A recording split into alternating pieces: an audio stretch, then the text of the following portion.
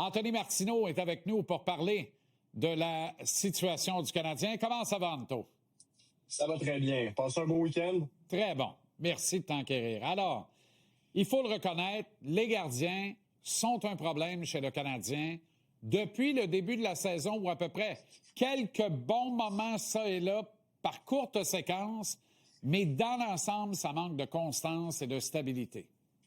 Absolument. Et avant d'y aller de chiffres assez révélateurs, simplement de dire que tu parlais de la mollesse de l'équipe en général, eh bien, l'entraînement d'aujourd'hui, ça sentait un peu le manque de patience de l'entraîneur-chef Martin Saint-Louis. On est revenu au travail après une journée de congé et le mot travail est franchement bien employé parce qu'à 2 reprises, Martin Saint-Louis, insatisfait de l'écoute ou de l'effort en général, a arrêté l'action, a été obligé de rappeler les consignes à ses ouailles et a repris l'exercice avec un œil très averti sur est-ce que mes gars ont enfin compris ce que j'essaie de leur expliquer.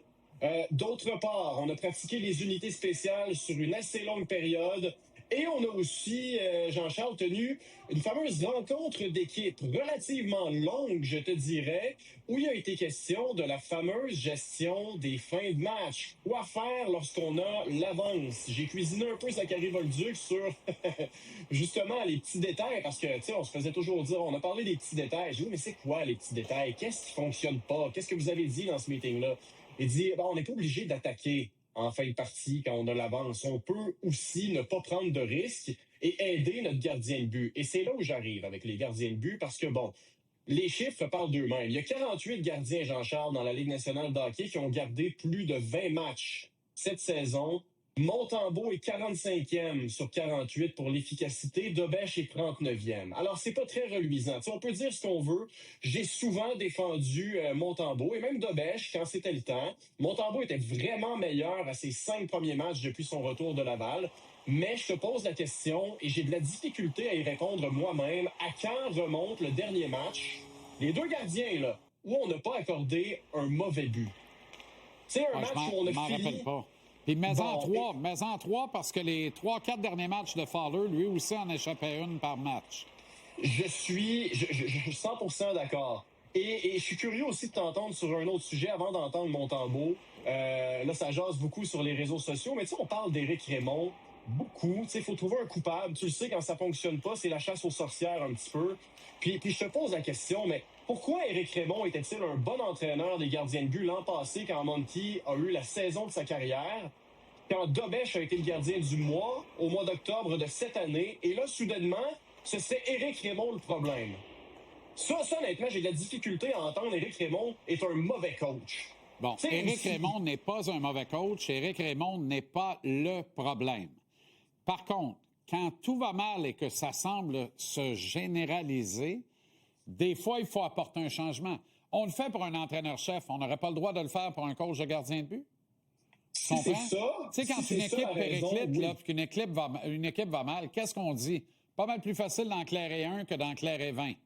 Mais là, dans ce cas-ci, c'est pas mal plus simple d'apporter un changement au poste de coach et gardien de but que de changer les 2 gardiens de but, voire les 3, incluant Fowler, mais les 2 qui sont là. C'est plus simple que d'en congédier 20 en attaque par rapport au coach en chef. Mais ça n'enlève en rien toutes les qualités d'Éric Raymond. Il a les qualités. C'est un bon coach de gardien de but. Actuellement, on semble avoir perdu nos repères. Éric Raymond, là, le jour où ça arrive, là, il s'en va chez eux puis il rumine parce qu'il sait qu'il ne mérite pas ça. Il ne mérite pas ça du tout. Mais à un moment donné, il est peut-être tributaire de la mauvaise préparation de Sam cette année, qui a été très occupé l'été dernier, donc il s'est contenté de faire du cardio, mais qui a sauté plusieurs séances cruciales d'entraînement sur glace dans la période estivale, qui s'est marié, et pas en juin, mais bien en août. Tu sais, tout, et le reste. Là. Tout ça, ça fait en sorte qu'il est arrivé en bonne condition physique, mais très loin de sa forme optimum de match avec tous les repères et les réflexes. Mais en même temps, et on va le voir au billet de saison à 18h tantôt, l'an dernier, là, jusque très tard, en novembre, voire début décembre, les chiffres ressemblaient à ce que tu nous as montré là. Et pourtant, c'est le gars qui en a gaulé 62 dans l'année, qui était là à la confrontation des 4 nations, puis un des joueurs de l'année chez le Canadien, dont on disait, sans lui, on n'entrait pas en série. Fait qu'à un moment donné, il y a aussi de comment on s'en occupe du côté de l'organisation, comment on décide que c'est notre numéro 1 puis on l'affirme, ce qu'on a refusé de faire au camp d'entraînement, tu t'en rappelles? Oui, 100%. Il y a toutes sortes de petites affaires, là. C'est hyper pertinent. Puis je suis content que tu en parles parce que je trouve que c'est très simpliste et petit de s'arrêter à Éric Raymond et pas un bon entraîneur des gardiens pour tout expliquer ce qui se passe présentement. Il y a d'innombrables facteurs à prendre en considération. Puis on oublie trop rapidement comment on a géré nos gardiens de but au niveau des entraîneurs qui occupent des postes décisionnels, justement, par rapport aux gardiens de but, tu sais. Alors, aujourd'hui, de dire « Hey, Marco Marciano est un bien meilleur entraîneur des gardiens qu'Éric Raymond », il est capable de dire ça et d'expliquer son point.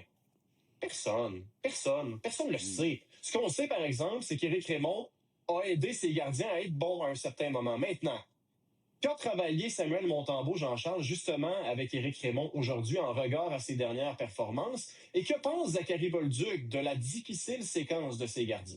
OK. Premièrement, on a extrêmement confiance en nos gardiens de but. On n'a pas de doute envers Monty ou envers Dobie. C'est des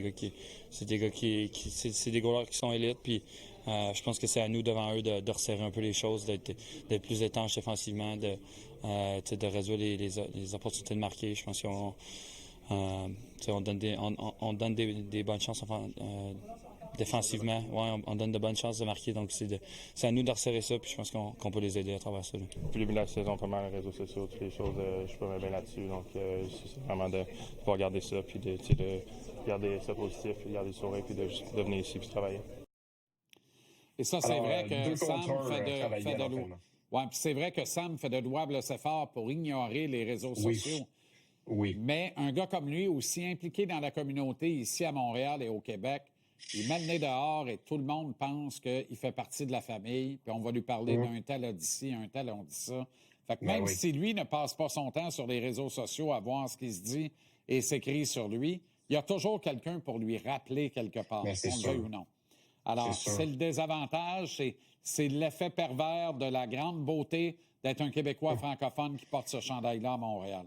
Rapidement sur le désavantage numérique, Tony.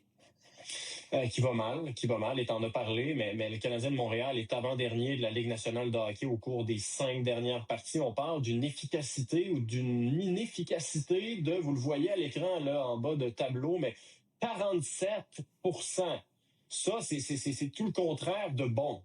Et tu sais, 9 buts accordés en 17 infériorités numériques. C'est quoi le problème? On a été à la pêche un peu dans le vestiaire, mais je peux te dire que les joueurs étaient très avares de commentaires. On parlait d'être connectés entre nous, même que Martin Saint-Louis a gardé ce discours-là. On voulait pas trop élaborer, je te dirais. Mais quand même, je peux te faire entendre ce qu'Alexandre Carrier avait à dire et Martin Saint-Louis aussi sur les pertes de plusieurs joueurs importants en désavantage numérique cette saison.